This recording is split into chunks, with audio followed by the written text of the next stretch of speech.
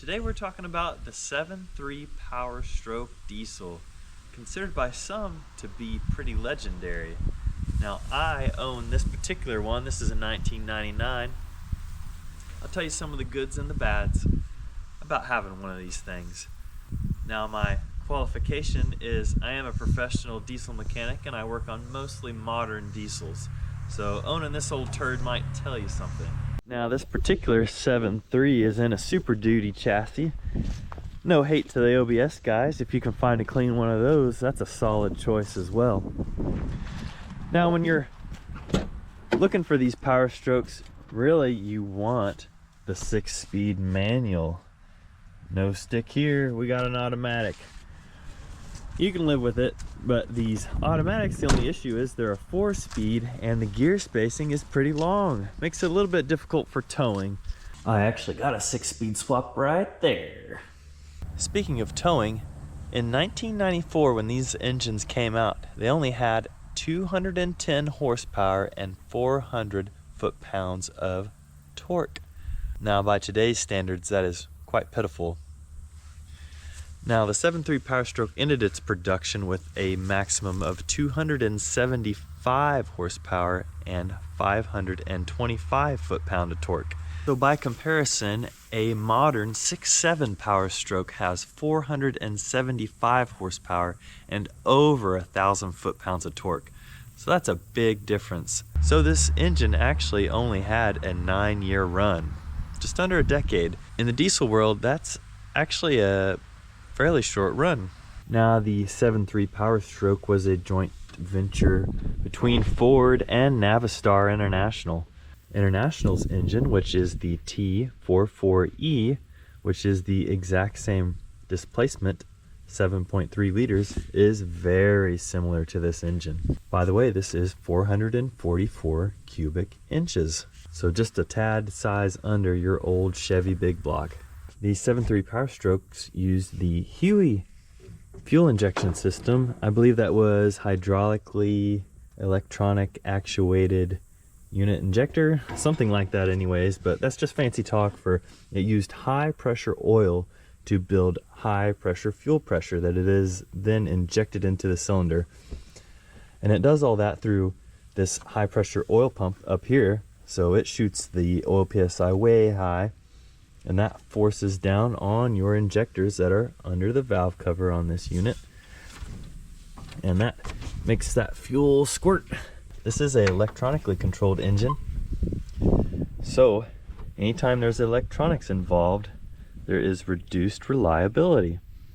When these engines came out, they came out with a simple turbo, and as years progressed, they added a wastegate. So this is a wastegated unit. And they also added an intercooler. So you can look for that. You'll see these pipes running off to an intercooler that is on the front, in front of the radiator. And what that does is it helps cool the air before it goes back into the engine. So hot air is coming out of the turbo and we are cooling it before it goes back in. That increases performance and reduces wear and tear on the engine. And I believe that they started installing intercoolers on the Super Duty chassis. Common problems you could have on these is on the older engines, the under valve cover injector harness, the plug could rattle loose underneath the valve cover and you would lose a bank of injectors. So you'd go down from 8 cylinders to 4. But that's a pretty simple fix. They're easy to do, and the new harnesses come with a new design that doesn't do that, won't rattle apart.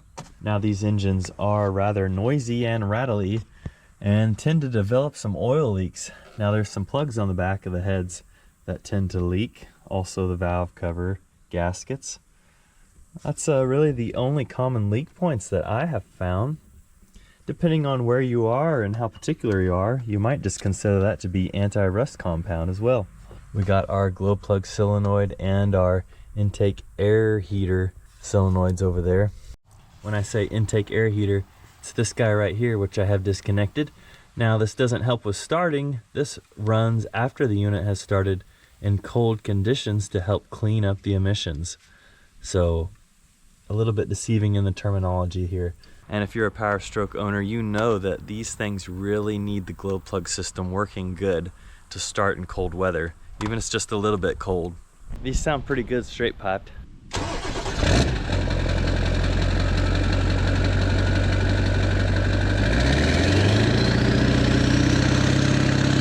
Now, a commonly failed sensor is the camshaft position sensor. So you might want to keep these in the cab, but I'll show you where it's at. It's easy to change. We are at the front of the engine, and there is the camshaft position sensor. So, not too bad a deal. If that fails, that will cause a no start complaint. Let's talk about maintenance. So, since this unit uses oil pressure in the injection system, it really needs to have the maintenance of the oiling system kept up, because it's degrading that oil at a faster rate than, say, an engine that doesn't have a HUE system. So you can't skip out on oil changes. Keep that oil clean. Now, as far as fuel goes, these things are not picky about fuel.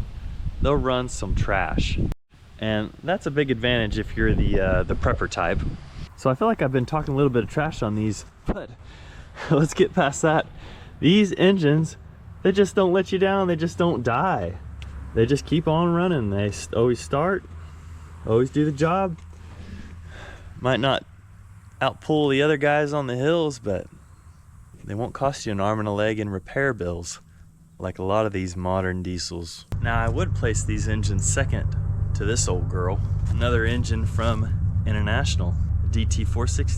This is a mechanical version, but ain't much to go wrong on these things. Also, you won't find these in a pickup truck. Now, I have a Hydra tuner installed, and you can change the settings on the fly. So that gets you a little bit more horsepower, but I would recommend you don't go crazy with that. So in a diesel, you just can't have it all. So if you are looking for a unit that won't leave you stranded and has enough power to do the job, I am very happy with my purchase. I hope some of you found this interesting. Let me know in the comments of any things I missed as well. I am just a diesel mechanic. I'm not an educated professor or speech giver or anything like that. We'll catch you guys in the next video.